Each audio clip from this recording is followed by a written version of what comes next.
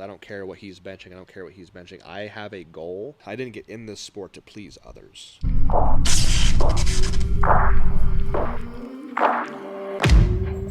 When I was up here as a teenager, early 20s, I was a stone's throw away from just, there was a meet every weekend, whether that be UPA, APA, IPA, USAPL, USPF. That was still a thing. I would do anything as long as it was within a reasonable driving distance, being a kid with like no money. Now, well, I have no choice. I have to leave the state to compete. Whether that be south, or north, south, east, Ohio, whatever the fuck it is, because I'm not going to compete USAPL, USPA. I've had experiences with both those feds, and I will never do that shit again. But I don't know why you wouldn't want to explore more options of the sport that it has to offer. I don't understand that. I don't get it. Well, there's as this you've done a very good job with, as there's politics associated with the sport, right? And as you come into the sport, you have no idea what those are. Yeah. Like the kids that are training with your club or the younger guys that are training here, they have no idea what the hell is behind the curtain, like the Wizard of Oz. You know, I explained this in one of the podcasts earlier. And then as you become better, it's very exposed. What's in all of that. Yep. But you still, and it can get to you, right? I mean, nobody's going to bullshit about this. It can get to you. Sure. But then you can quickly realize what we talked about earlier. I have no control on this. Yeah. And then you just make your choice and you go the other way. Yeah. You've done an amazing job at staying out of all that crap. And being in an arena that has a lot of shit, less now, thrown at, actually the biggest shit thrown at it, because the band shirt, so it's multiply, which is already shit, geared, which is already shit, then the band shirt, now here comes the dump truck. Okay. Right. So, and that's from the peanut gallery, right? Well, there's also from, you know, the top end too, where some feds are going to want you to compete, you know, other ones are going to, because it helps them. Yes.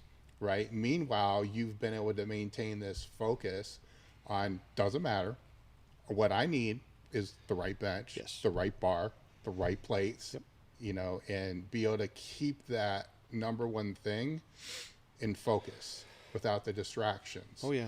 That goes back to the mindset. But how do you, or is it your wife, how do you check yourself when it gets off kilter? Say it becomes so let's say you're at 0 and it becomes a standard deviation away. Like you find yourself coming home like, I can't believe this bullshit. You know what I'm saying? Yeah. Just, again, things, I don't know.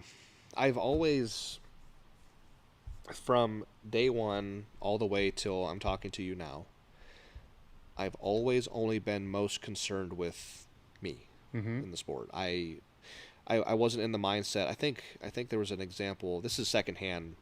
I'm not sure if this is true, but I heard that, like, I think Mark Bell had what he called a kill list, where he'd have a list of people that he wanted to beat. Yeah. He'd beat one, cross it out, go to the next guy, cross it out, go to the next guy. So once you get to the top, we beat all you can beat. It's like, what else is there now? Like, well, I beat everybody. Now me, I've always just like, I want to improve. What's my number? What's my number? If I beat people along the way, if I break records, those are kind of bonuses. Now, I'm not going to lie and say I've never thought about breaking a record. I have. Who hasn't?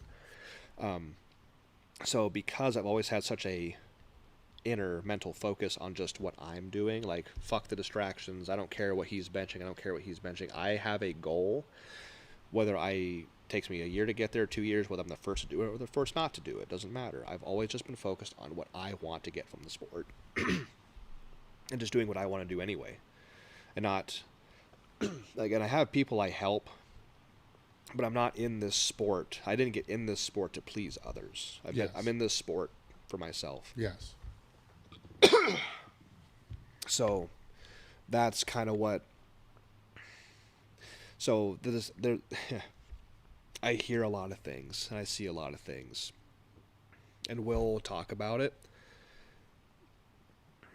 We'll talk it out, I guess, but it stays between us.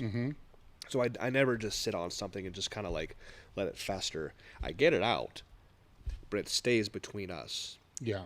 in our living room. So if stuff comes up in conversations like in our crew, like, oh, did you see this? You hear that? I'm like, yeah, bro, fuck that. But Yeah. that's kind of the mindset I've had.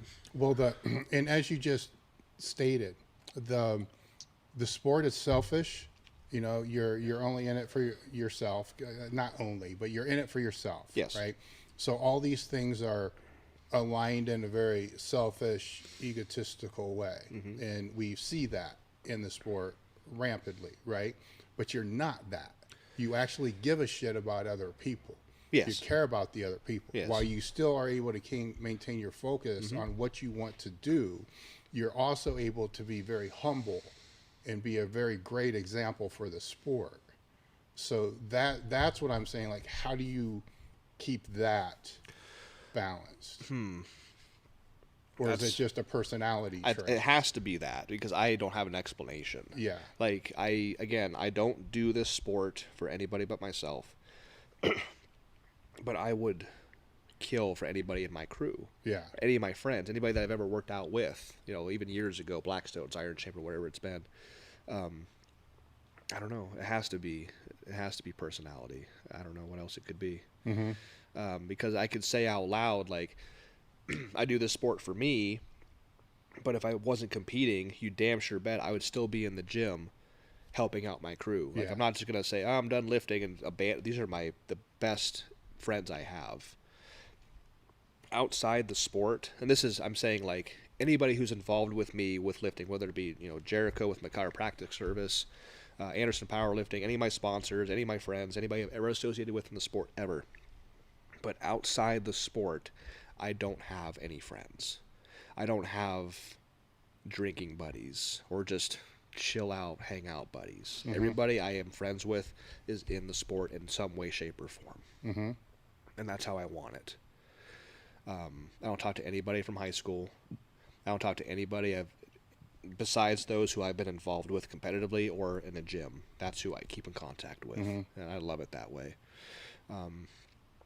And helping others, I get like personal, I guess I'll use that word pleasure, I guess, not in a weird way, but by helping others and seeing them grow from it.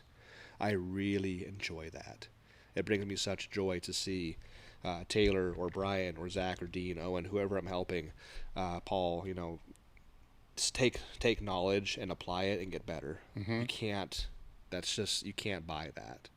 It's so cool to see. Well, it's the point I'm trying to make is we can go through this podcast and pull clips out of things that you just said.